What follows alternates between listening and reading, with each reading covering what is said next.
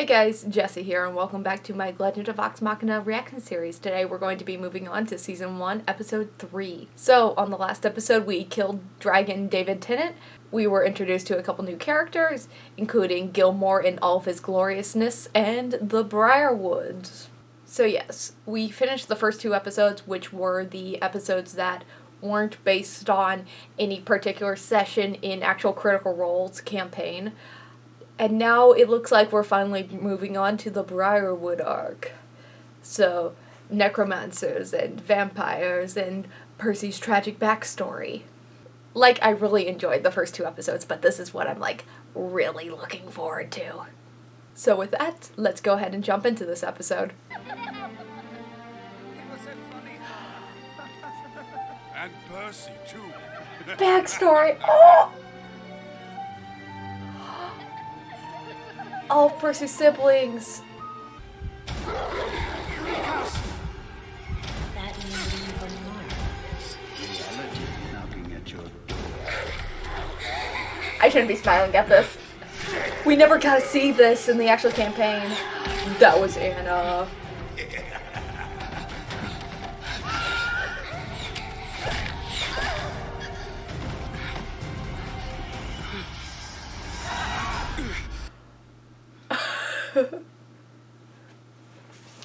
Okay then. Oh, the mask. Bad dream? Is there any other kind? Little vex'ahlia hints, maybe? Grayskull Keep. Though they're probably not going to be calling it that, just for, copyright reasons. 7 to 2.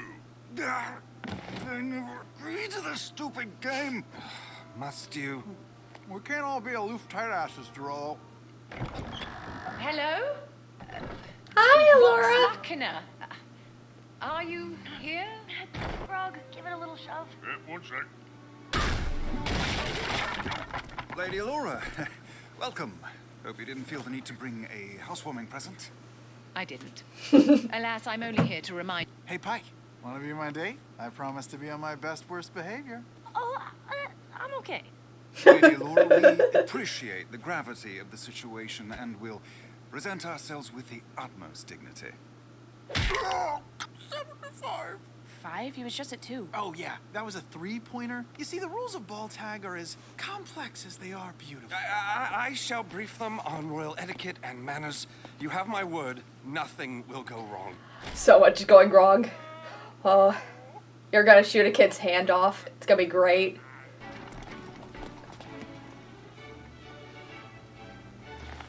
I love Grog's tits out approach to fancy decorum.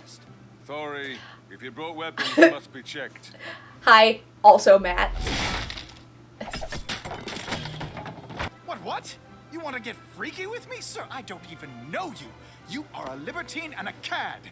And I like it. Reginald, what in the world? I just asked where the privy was. From Whitestone, Lord Silas and Lady Delilah Briarwood. Oh, that face. Oh, wow, that face.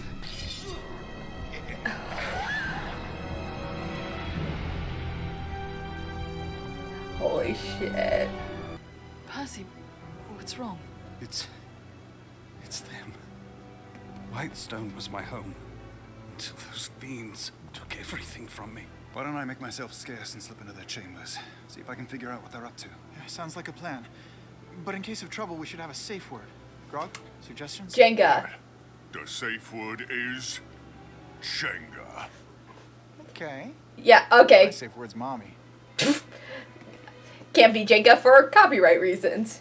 Jenga it is. Somehow you guys look worse every time we see you. Where's Hey. Vax? Oh, he has the squirts.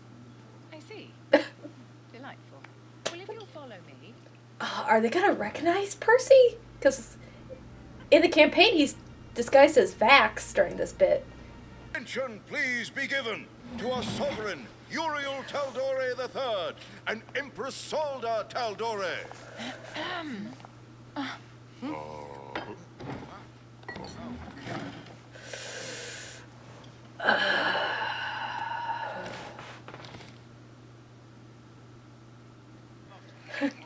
He said the Briarwoods took everything. What does that mean? Murder! It means murder! Mercy.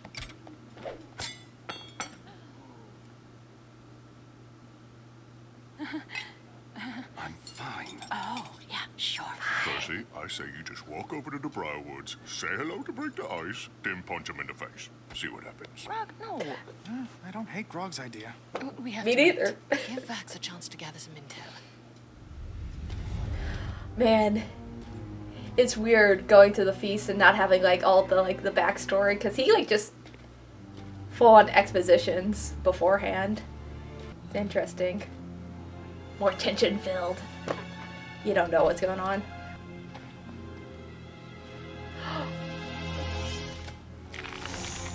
Simon! Simon has an eye patch? Come on. Biggest plot twist. Simon having an eye patch. You won't need to do that.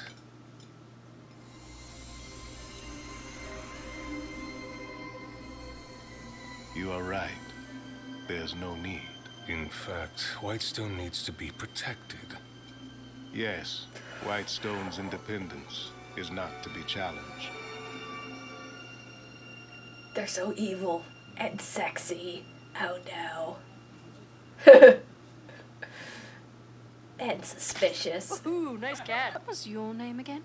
Delilah. What an absolute pleasure to meet the protectors of the realm. My husband, Silas. Charmed. Those are beautiful beads. I have a set just like it, you know. Beads? I've never once seen you. Dear Lord. Ew.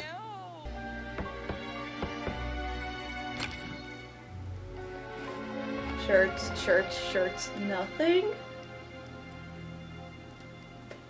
Hidden bottom. Oh. And the Necronomicon. The official story is that the city was administered by the Derolo family until they succumbed to a rare disease.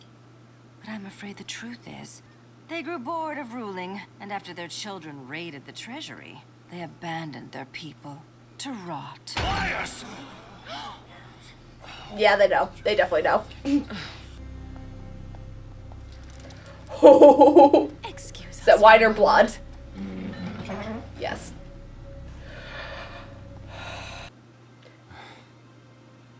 The Briarwoods. They murdered my entire family.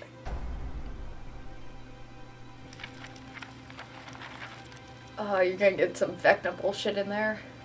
We got what we came for. Uriel was more pliant. That's so cool. Vampire stuff. Oh, there's Whispered One. We're getting Vecna already. Was unexpected. Our circumstances have changed. Oh God, run. I know you're gonna be caught.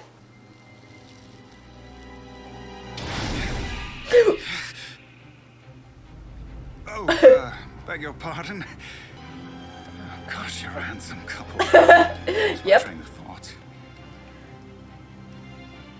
Be right back. Oh, yep. This is going as basically how I remembered it. Wait, Vax is up there. What if he needs help? Plus he's got the squirts. Okay, I'll distract. You go. Quietly. Ganlin Shorthalt to delight you with an after-dinner song I Oh, like no. to call Pull My Beads of Love. 1, 2, 3, 4! No! Give me a tug! No! We're a curious one. The sexual tension in this, you could cut it with a knife. And you look delicious.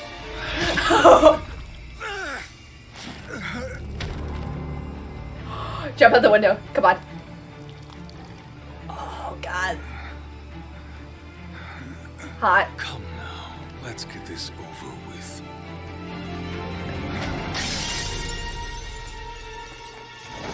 Oh, no! We're gonna get so many different Briarwood lines. The Silas, the pup yet lives. Your soul is forfeit. Come on. I want the Silas! There's no way out tonight, my friend.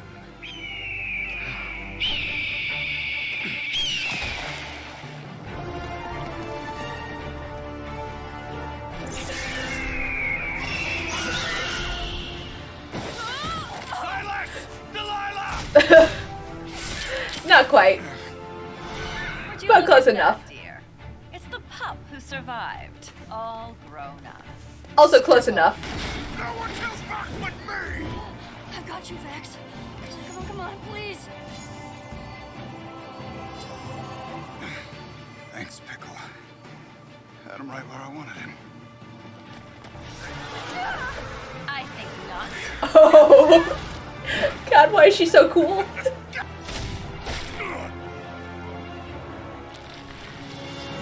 Oh shit, that ain't good. No, it ain't. But it's real cool. My blade thirsts. I crave an edge.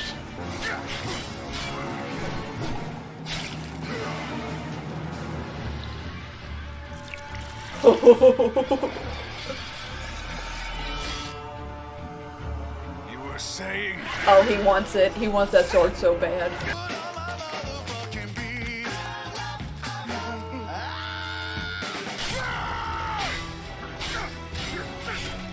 It's fine. Hold on, Grog. You the best, buddy. Holy weapons. As well against the vampire. This little one is entirely too much trouble.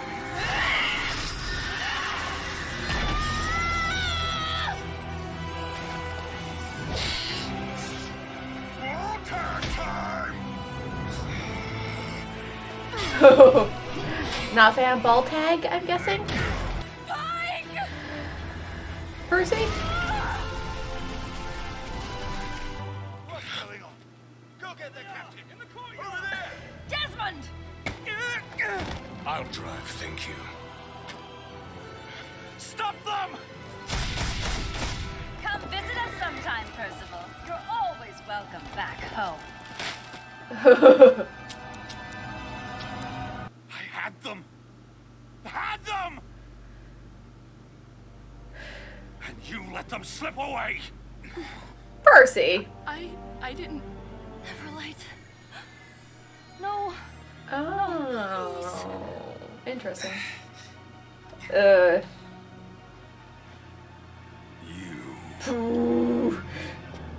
Say goodbye to your hand. Why were the Briarwoods here? What were they after? They were invited, like you, by Sovereign Uriel. Silas and Delilah have never left the confines of Whitestone before. Why here? Why now? Oh. Answer me. Now. What the actual fuck? Shit, Percy, what are you doing? Please, I'm only a servant. They don't give me anything. Please don't hurt me. Please don't hurt me. Percy, stop! Okay.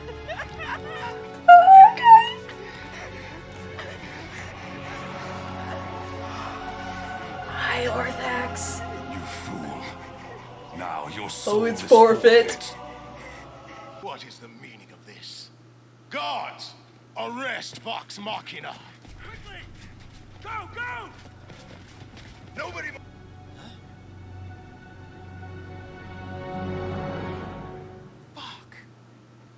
So that was my reaction to Season 1, Episode 3 of The Legend of Vox Machina, The Feast of Realms. Okay, so this is very much like a direct adaptation of the episode The Feast, with some minor changes here and there. Some of which is just to like speed the process along, and some of it is just because they skipped an entire arc. I think it's more interesting to talk about what they did change, more so than like what they kept the same. One, Percy didn't tell them the backstory until they were at the feast, which is interesting because in the original series, obviously, he tells his story and that's why they go to the feast in the first place. And he figures out that the Briarwoods are going to be there like long before the feast. Second of all, for some odd reason, they have the plan to disguise Percy as Vax and that Percy has the shits during the feast, and that's why he's not there, and then Vax is supposed to go meet Secret Zoom, like the spy master, somewhere in the castle to spy on the Briarwoods. Obviously, they simplified the fuck out of that because, in all honesty, the original plan is really a Dungeons & Dragons plan, meaning it's over-explained and convoluted and created on the fly. So, you know what? If you're gonna, like, simplify that down, they go to the feast, Vax spies on the Briarwoods, and then they have the fight at the end, which makes much more sense, and it's just kind of condensed. But we got, like, some of, like, the major scenes from the feast that, like, I love. Vax sneaking in and then being caught by the Briarwoods and for some odd reason kind of flirting with them. Just calling them hot and being like, oh, sorry, didn't mean to be here, but oh my god, you guys are really attractive. And then jumping out the window. We even got, like, Vex being able to kind of, like, sense her brother, like, going down after going unconscious after he, you know, jumped out a window. I like the fact that we did get this version of Jenga. Obviously, they can't use Jenga the same way they can't use Grayskull Keep in this show because they're both copyrighted properties, and so we get Changa instead. But hey, we still got the safe word, as they call it. And I'm pretty sure Grog's the one who comes up with Jenga in the first place, so I'm glad that they gave Changa to Grog as well. And yes, we got our first real introduction to the Briarwoods. Grey Griffin as Delilah Briarwood is great. It's not particularly what, like, I pictured, but, like, she's doing, like, a really good job. I'm just trying to have to, like, not think of Azula whenever I hear her voice. And it's weird. For some reason, Silas is the one who sounds odd in my head, even though it's Matt Mercer who voiced Silas originally, and I have no idea why it feels different or weird. But yeah, besides for that, there's, like, just a bunch of, like, lines switching around. Like, we did get, like, the Silas. It wasn't as good as, like, the original. Because I remember in that moment when you're first watching the campaign, and then Matt asks which target Percy is attacking, and instead of saying, I'm attacking Silas, he just yells, Silas! And everyone just kind of... And we got a version of that, which was, Silas! Delilah! Because there's a line in the episode where Percy shoots Silas, and his first line is, look, the pup yet lives. And we got that, like, another, like, similar line in that vein, except it came from Delilah again. And again, it's just switching around of dialogue. We did get, your soul is forfeit. Obviously, that line came in the next episode, but that entire sort of, like, subplot does not matter, because it was mostly them helping out a guest star who never shows up again and has no major plot significance, so, like, there's no reason, like, why Lilith would be a character, or why the character Percy originally yelled that line to would even exist in this. So, yeah, just kind of switch it over to Desmond. Poor old Desmond. Percy is a lot more of an ass in this, and I think it is just because this arc comes at a earlier time in the relationship, and they're not as open, so he is, again, more aggressive and more cagey around Vox Machina. He even blames them for them getting away, which is weird, but I guess that makes sense for, like, a very early on Percy.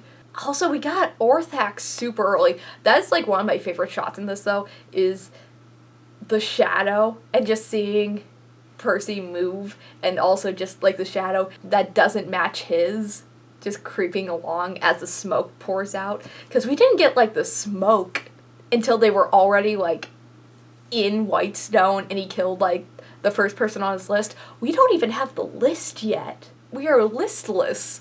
That's gonna be an interesting reveal.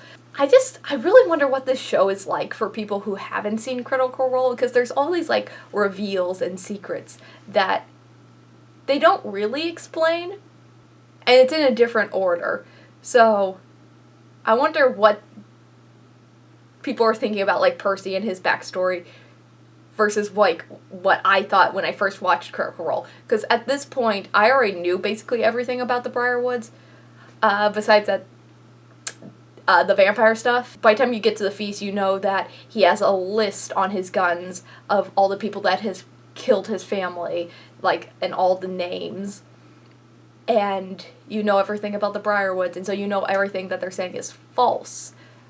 And yeah, you don't get, like, the smoke demon stuff until much later, and it's kind of, like, much more slowly revealed, and I understand, like, they might want to speed stuff up, because once you hit the Briarwoods, you kind of just start and you don't stop until you're done. It's just like, okay, time to kill this dude, time to kill this dude, time to kill this dude. Once they get into the actual Whitestone, that's when I'm like, I want you to change nothing at all, ever. Which is gonna suck, because they obviously have to change things, because they're condensing, like, 15 3-hour episodes into, 9? But there's some, like, quotes that I definitely want them to keep. So just off the top of my head, Anna, at the moment you are the luckiest person in Whitestone, and do you know why? Because you're at the bottom of my list.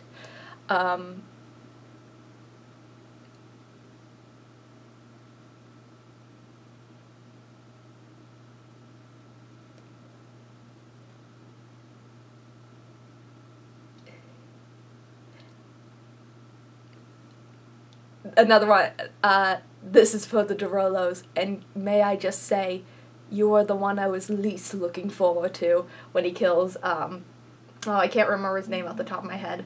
I think he's played by Darren DePaul in this, but he is the Briarwoods' head of guard. Yours is the face I saw when murder entered my heart. This is your doing. Also, when he kills his old tutor. Like, just there's so many Percy one-liners that I want to see in the show. And obviously these lines aren't going to be, like, word for word. I'm also probably misremembering the exact phrasing. But, like, Percy has so many good one-liners that I'm like, don't change them, please. They're so good. Something about the soul is forfeit line, though, that's more ominous in this than it was in the original campaign, is the fact that he doesn't scream it. Because in the original campaign, he's just like, your soul is forfeit, die, die, die, ah, as he's, like, shooting his gun multiple times into a dude's chest, but in this, he just kind of, like, whispers it, which is almost worse. But also, like, what is Desmond feeling in that moment? Like, he's just some poor carriage driver that's been, like, coerced into, like, driving for the Briarwoods. He has, like, no real choice in the matter. And then he's just like, okay, I have this one job just to go to Amon and back. And then suddenly, some white-haired prick shot off, like, 3 of his fingers and now is whispering, your soul is forfeit. Excuse me, sir? I don't know you. Side note, Scanlan's songs make me kind of want to die in this. Like, at least in the original show, they're, like, short and sweet, and then they're kind of done with. In this, he has an extended song about anal beads, and it's cut in between, like, the harrowing fight with the Briarwoods. I'm like, sir, please stop. My heart can only take so much cringe before I die. Something interesting, though. Like the last episode, we're already getting, like, more hints at, like, future villains than we did in the original campaign. We already have, like, a lot of hints towards the Chroma Conclave arc after the Brimscythe stuff. So we get a lot of, like, dragon imagery and, like, the different colors. And we get what I'm assuming is Raishan's eye. And in this, we get a page out of Delilah's Necronomicon, I'm guessing. And it says the Whispered One. Ooh, I wonder what that is. I don't know if they'll actually be able to call him Vecna in this, because I don't know if Vecna is copyrighted under the Wizards of the Coast. I think it might be, so they just might call him the Whispered Ones, the God of Secrets, and many other stuff. That's the problem with Vecna, is that his imagery is very tied to Dungeons & Dragons. Even if they didn't call him Vecna, he still looks and acts exactly like Vecna.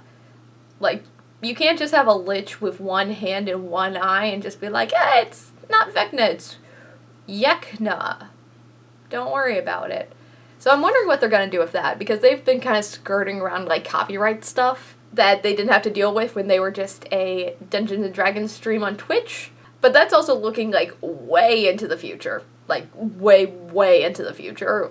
The Vecna stuff we need to be in, like, season 5 or 6 to get into. But yeah, this is the first episode that actually has felt really like Critical Role. And that might just be because it's a direct adaptation of an episode. Which is why I'm really glad they called this episode The Feast of Realms, because the episode in the campaign was called The Feast, which I just think is fun. But I feel like this episode feels more like Critical Role. It's less rushed. You spend more time with all the characters.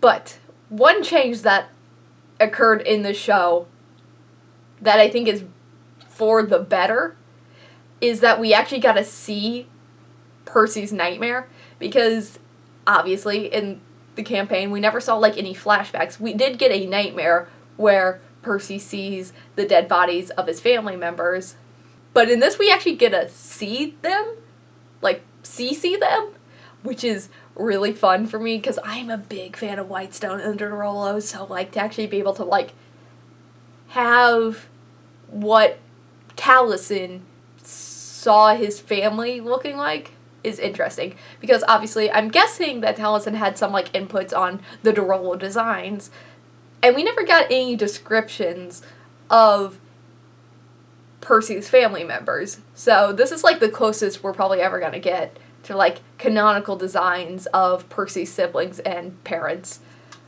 We also saw a little bit of Ripley torturing Percy, and apparently Percy's hair went white while he was being tortured. So I'm guessing Percy's backstory, where he went on a ship for a while and then got white hair after, you know, being stressed on a boat for like a year, is no longer a thing. But yeah, Percy looks like a baby at the beginning, because I know his parents are Frederick and Johanna. I know his brother Julius. I know there's Whitney and Ludwig and Vesper and Oliver, and then obviously Cassandra. Because I know that he has two older, and that's Vesper, and then that's also Julius. I think he is the next sibling in line. Or, I don't know if that's Fanon, because we don't have that much information on the Derolos. So, looking at this, like, looking at the episode, I'm guessing the blonde one is going to be his older brother. That might be Vesper. That's obviously his father.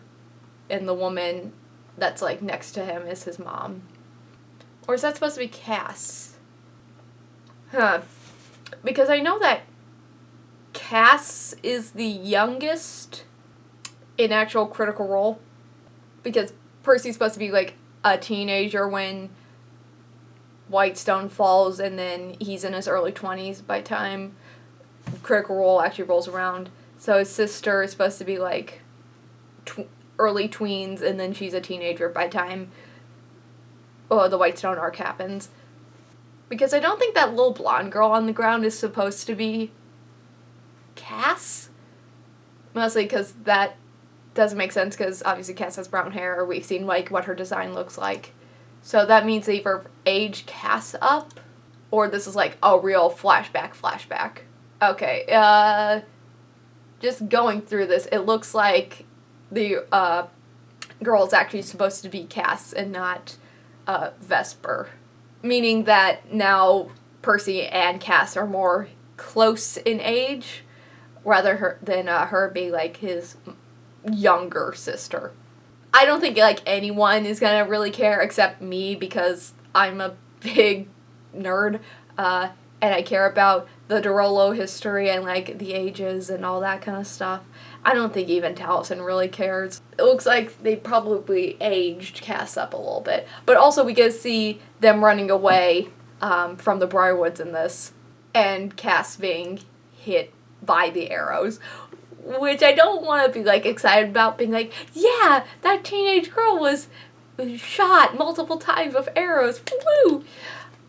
It's just interesting to see things that we didn't, like, originally get to, like, actually see in the campaign. We just heard Percy tell about it, and now actually to be like, this is what happened. It's great. I love this. I'm so excited for the next episode. So that was my reaction to Season 1, Episode 3 of The Legend of Vox Machina, The Feast of Realms. If you like this reaction, don't forget to like, comment, and subscribe. It really helps out the channel and keeps me motivated to keep making more of these. So thank you so much for watching, and as always, I'll see you next time. Bye.